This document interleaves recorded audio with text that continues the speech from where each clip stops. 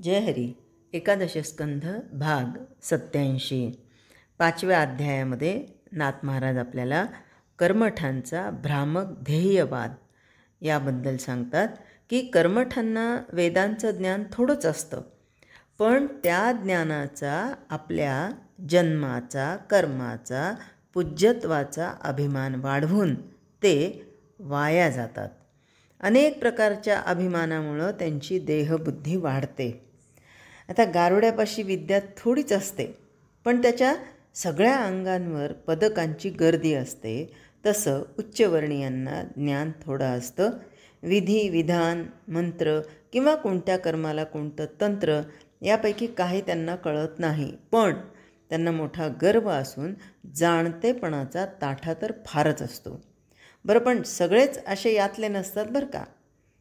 आणि काहीजण हे आपल्या जाणतेपणाच्या डौलानं त्यांचं आसन, त्यांची पूजा ही अशी मोठी लांबलचक करतात की बस. सगळ्यांना माहिती असेल, पतंग नावाचं तांबड्या रंगाचं लाकूड असतं. ते शिजवून त्याच्या पाण्याची पुटं स्फटिकाला दिली तर तो हिऱ्यासारखा तेजस्वी दिसतो. तसं शुद्ध मूर्ख माणसं देखील ज्ञानाच्या मोठ्या अभिमानानं उगीच मिरवतात. स्वतःला कर्माचं विधान माहीत नसतं, पण जाणत्याला काही ते विचारत नाहीत. लोकात प्रतिष्ठा वाढवण्यासाठी आपल्याच मताप्रमाणे ते कर्म करतात. भोग भोगण्यात अणुमात्र सुख नाही असं खोट्या खोट्या गोडगोड गप्पा आणि म्हणजे या शब्द असे एकमेकांना सांगतील, एकीकडे ते लोकांना असं सांगतील आणि त्याच्या उलट दुसरीकडे स्वर्गातील अप्सरादी सुखासाठी लोकांना इहलोकाच्या आणि परलोकाच्या नादीही तेच लावतील. याचा परिणाम असा होतो की इथे उत्तमोत्तम भोग भोगावे आणि स्वर्गसुख तर पुढे ठेवलेलंच आहे या अशा वचनांना भुलून बिचारे अजाण लोक यज्ञ करण्याच्या नादी लागतात. यज्ञ करता यजमान सर्वस्वी नागवला तरी हरकत नाही, पण आपल्याला आचार्य पण यावं अशी या लबाड लोकांची खोटी बुद्धी असते. या खोट्या बुद्धीनं ते यज्ञाचा खटाटोप आरंभतात. स्वतःला मोठी प्रतिष्ठा यावी म्हणून नाना प्रकारची कर्मे करतात आणि कार्यारंभाचा मोठा समारंभ करण्याची खटपट करतात. दारूबाज मनुष्य दारूला अमृत समजतो. त्याच्या गोड बोलण्याला भुलून दारूचा स्वाद घेण्याच्या इच्छेनं इतर लोकही दारू पिण्यास प्रवृत्त होतात. पण दारू प्याल्यावर ती त्यांना चढते. स्वतःच्या देहाचं भान नाहीसं होतं. पिशाच्चपणाचा संचार अंगात होतो आणि रोकडं करंटेपण ते येतं. त्याचप्रमाणे जीवाला अधोगतीला नेणाऱ्या भोगांना स्वर्गसुख असं खोटं नाव देऊन मूर्ख लोभी लोक नाना प्रकारचे यज्ञ करण्यास प्रवृत्त होतात. आता बघा, एखादी अळी भिंत चढून जाऊ शकत नाही, तरी कष्टानं चढण्याचा प्रयत्न ती करतेच, पण चढता चढता आपोआप खाली पडते. तसंच कष्टानं मिळवलेल्या स्वर्गसुखाला देखील निश्चितपणे पतन असतंच.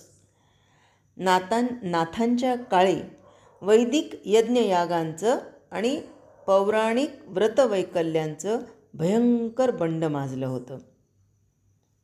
वेदांतातील दिव्य अध्यात्मवाद लोपल्यासारखं होऊन समाजातील उच्चवर्णीय विलक्षण भोगवादी बनले होते. वाटेल त्या मार्गानं खूप पैसा मिळवावा आणि त्याच्या जोरावर अनेक स्त्रिया भोगाव्या, तसंच मोठी प्रतिष्ठा मिरवावी यासाठी मनास येईल तसे यज्ञयाग आणि व्रत लोक करू लागले होते. या ढोंगीपणाचं आणि अव्यवहारीपणाचं विदारक चित्र नाथांनी शब्दबद्ध केलं ते असं: कर्मफलाच्या आसक्तीनं काम आणि लोभ हे अतिशय वाढतात. त्यामुळं माणसाला मग ढोंग करावं लागतं. त्या ढोंगामध्ये क्रोध भरून येतो. शुद्ध सत्व नाहीसं झाल्यानं रजोगुणाची वाढ होते आणि त्यामुळं माणसं अत्यंत कामासक्त बनतात. आणि यामध्ये त्या बिचाऱ्यांचा काय दोष नाही. स्वर्गसुखाची आणि अप्सरा भोगण्याची प्रबल इच्छा उत्पन्न झाल्यानं अशी माणसं अनेक यज्ञ करून पुण्य जोडण्याची धावाधाव करतात. पण मंत्र, तंत्र, द्रव्यशुद्धी आणि याग यजनविधी बरोबर न पाळण्यानं त्यांना स्वर्गप्राप्ती तर होतच नाही, उलट दुर्बुद्धीच्या नादी लागून केलेल्या अविधी कर्मानं ते फसतात, हे मात्र खरं. चांगली शिजलेली आंबील किंवा कांजी शिळी झाल्यावर जशी कडू होते, तसं इच्छा पूर्ण न झाल्यामुळं अशा लोकांच्या सर्वांगात क्रोध भडकतो. क्रोध म्हणजे असमाधान. आणि बघा, कोरफड जसजशी पिकत जाते ना, तसतसा तिचा कडूपणा वाढत जातो. तसं वासना अपूर्ण राहिली की क्रोध अधिकच भडकत जातो. माणसाचं असमाधान वाढत जातं. मग जो जो मनुष्य भेटेल त्याला जारण मरणादी प्रयोगाच्या नादी लावलं जातं आणि बाह्य मुद्रा दाखवून पापकर्मानं पापाची प्रवृत्ती ही वाढवली जाते. अशा ढोंगी मनुष्यांना पदोपदी स्वधर्माचा पाढा वाचतो, पण अधर्माची खाण तो स्वतःच उघडतो आणि अगदी वाईट कर्माचरण करतो. त्यामुळं पापाचार इतका पिकतो की त्याची डोंगरा एवढी राशी बनते. मग माणसं चांगलं वाईट एकाच तोलानं अधर्माच्या तराजूत तोलतात. अभिमानाला ठाणं देऊन ज्ञानाभिमान वाढवतात. ते साधुजनांची निंदा करतात आणि सज्जनांना उपहासानं हवं तसं बोलतात. जगात सगळ्यांच्या ठिकाणी त्यांना दोषच दिसतात. कारण का? त्यांची दृष्टीच तशी झालेली असते ना. आणि म्हणून जशी दृष्टी तशी सृष्टी. त्यांची दृष्टी दोष पूर्ण असते, म्हणून जगात त्यांना सगळे दोषीच दिसतात. कुणी निर्दोष दिसलाच तर त्याची थट्टा करून त्याच्यावर खोटे आरोप करतात. अभिमानास चढलेले लोक अशा रीतीनं पापाची बाधा दृढ करतात. आणि सहज बोलू लागलं तरी ते सतत साधूंची निंदाच करतात. भगवंताला आवडणाऱ्या आणि त्याची भक्ती करणाऱ्या लोकांचा नेहमी उपहास करून ते त्यांच्या गुणदोषांची सारखी चर्चा करतात.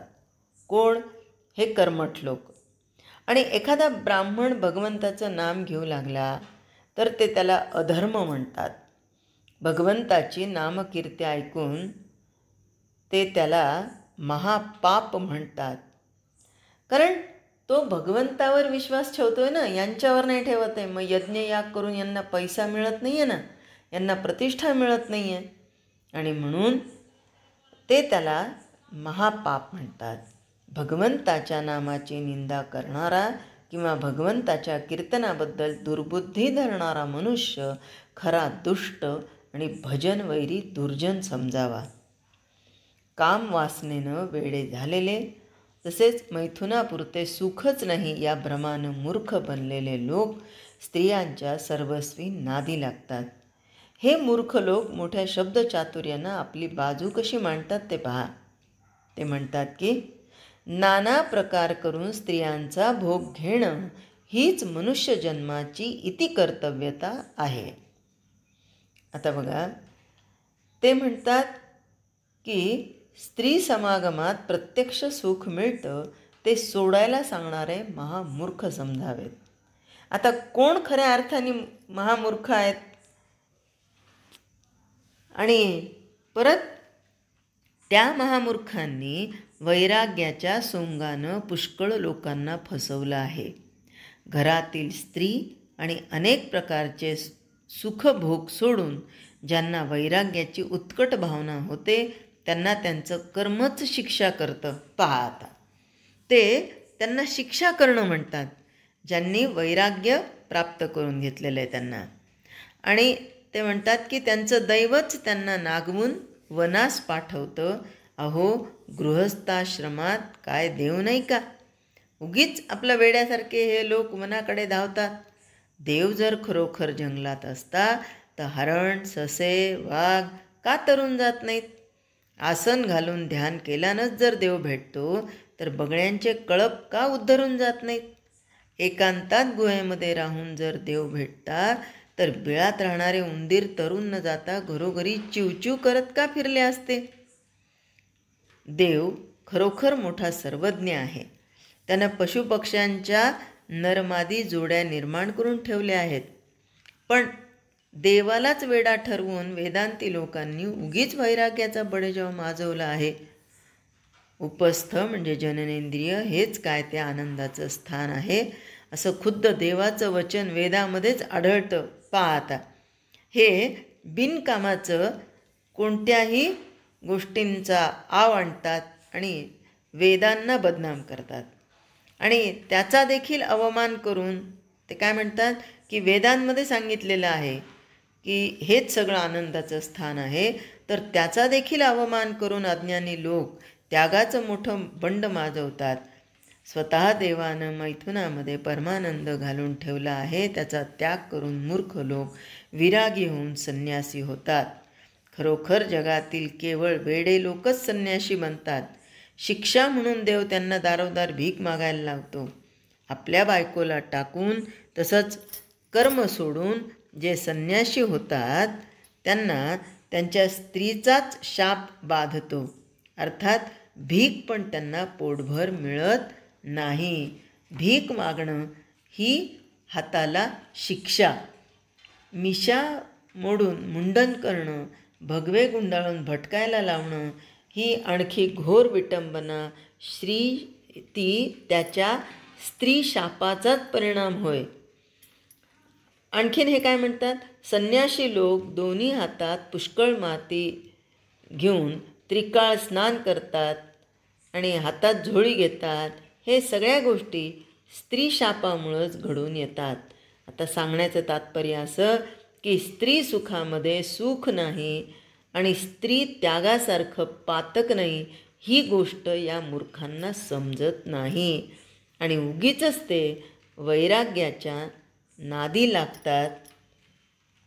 आता इतक्या मतमतांतर आपल्याला या ह्याच्यामध्ये दिसून येईल की हे कर्मठ लोकांचे विचार कसे आहेत.